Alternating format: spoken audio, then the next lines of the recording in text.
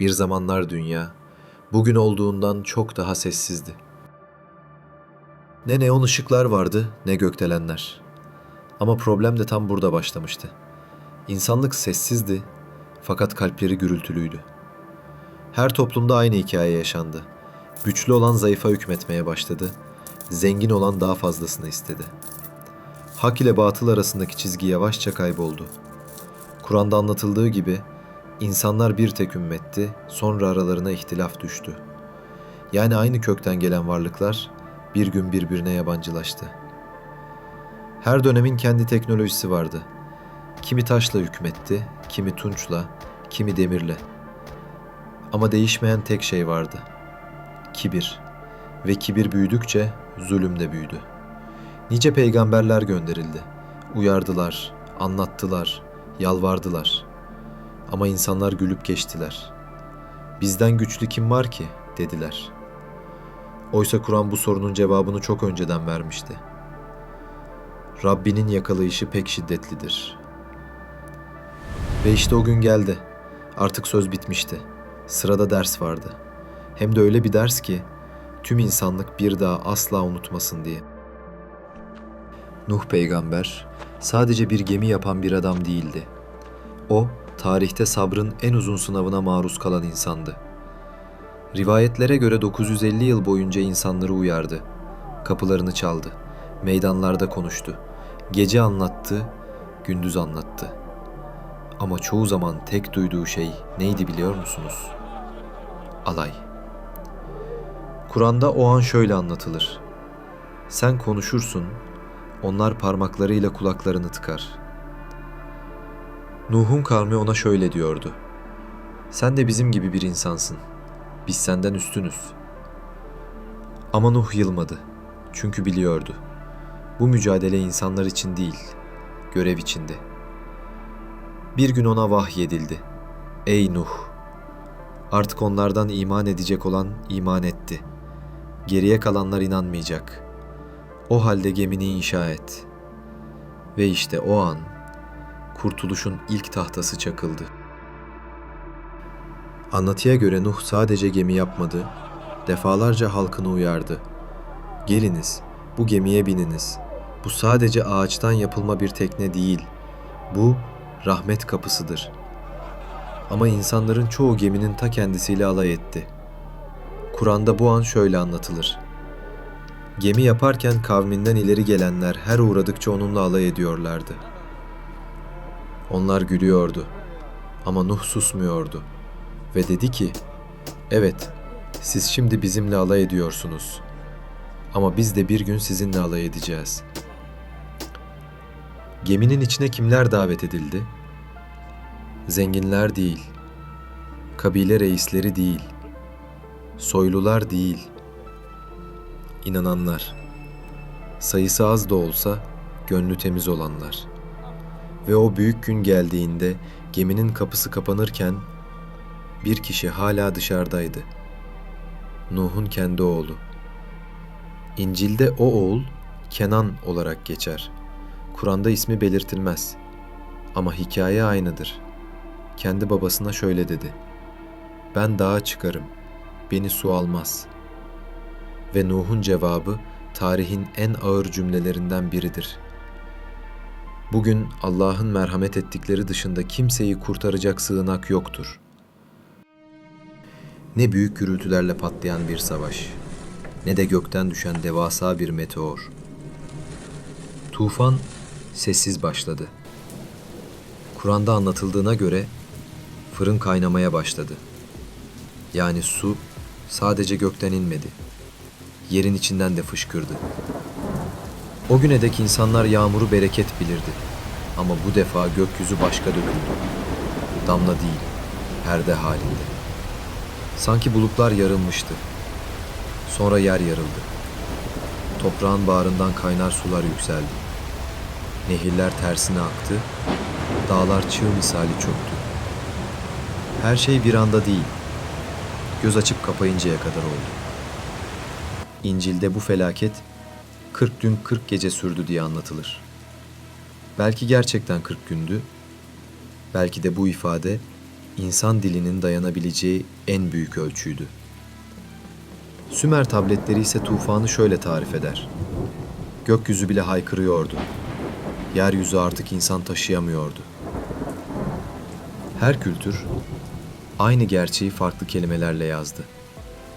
Demek ki bu sadece bir rivayet değildi. Bu, insanlığa verilen en büyük uyarıydı. Su yükseldikçe insanlar da koştu. Kimisi dağlara tırmandı, kimisi evine kilitlendi, kimisi hala gülüp alay ediyordu. Ama artık çok geçti. Ve o gün anlaşıldı ki, insanın gerçek gücü sığındığı evinde değil, dayandığı inanışındaydı. Dışarıda sular yükseliyor, köyler, şehirler, dağlar birer birer yutuluyordu. Kimileri evlerinin damına çıkmış, hala bekliyordu. Kimileri en yüksek tepelere tırmanmış, gökyüzüne bakıp belki durur diyordu. Ama artık hiçbir yer güvenli değildi. Kur'an o anı kısaca ama çok ağır bir cümleyle anlatır. Suları birleştirdik. Hepsi bir oldu. Yani gökyüzünden inenle yerden çıkan birleşti. Dünya adeta tek bir okyanusa dönüştü.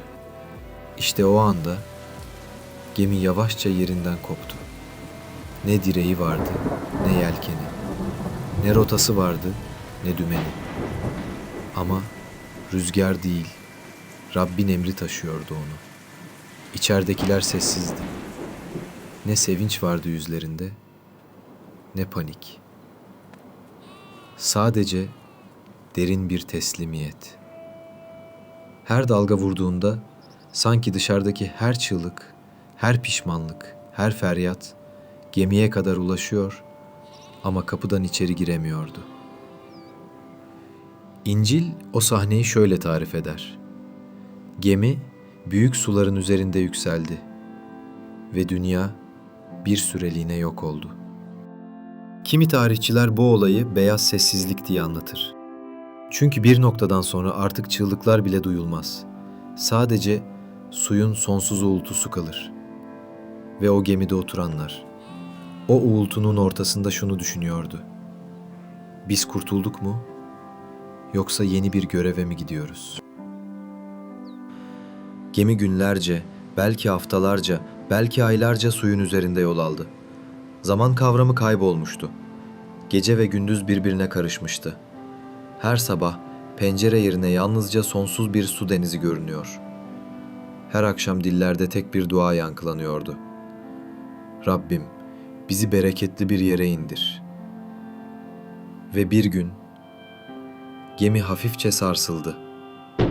Ama bu kez dalgadan değil, topraktan. Tarihler farklı anlatır ama en çok geçen yer ismi Cudi Dağı'dır. Kur'an'da şöyle yazılıdır.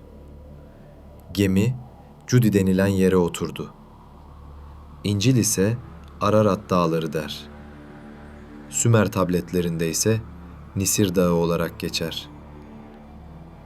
Belki isimler değişir ama indiriliş aynıdır. Kapı ilk kez açıldığında içeriye vuran hava soğuk ama huzurluydu. Dışarı çıkmak için acele eden olmadı. Çünkü herkes biliyordu. Bu sadece karaya çıkmak değildi. Bu yeniden başlamaktı. Nuh önce bir kuş saldı gökyüzüne. Kuş döndü. Demek ki hala su vardı. Bir süre sonra ikinci kez gönderdi. Bu kez kuş ağzında bir yaprakla geri döndü.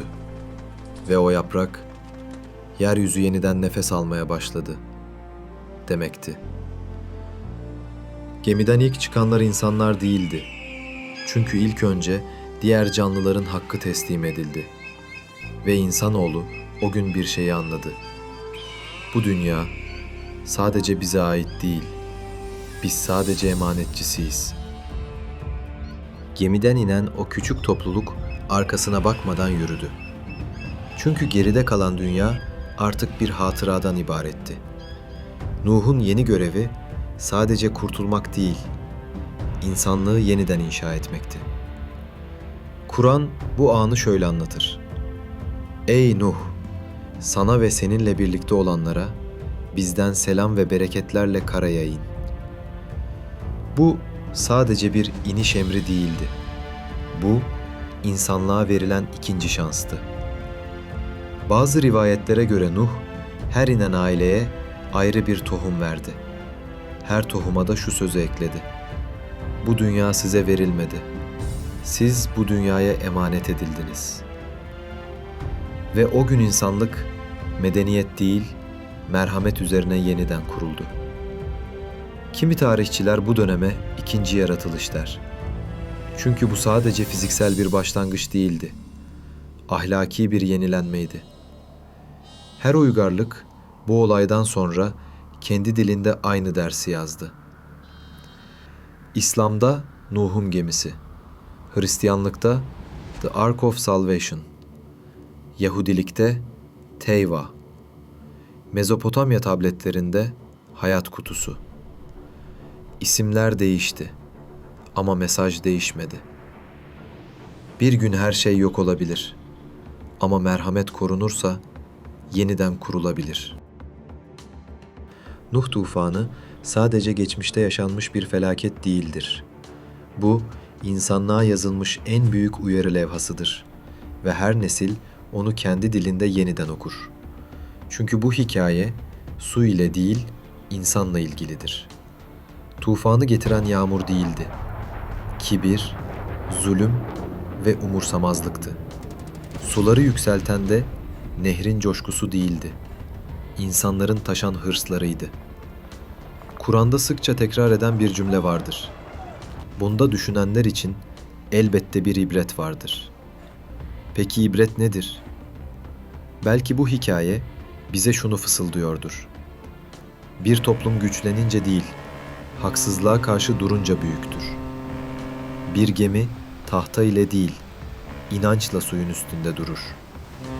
Ve bir dünya yıkılabilir ama adalet tekrar kurulduğunda yeniden yeşerir. Bugün modern çağdayız. Teknolojimiz var, şehirlerimiz sağlam, barajlarımız yüksek. Ama soralım kendimize, kalplerimiz sağlam mı? Vicdanımız yüksek mi? Bir tufan daha gelse, bu kez suyla değil, ahlaksızlıkla gelse, biz kaçabilir miyiz? Bugün artık ne dağlara sığınacak gücümüz var, ne de tufanı durduracak bir teknolojimiz. Ama hala bir şansımız var.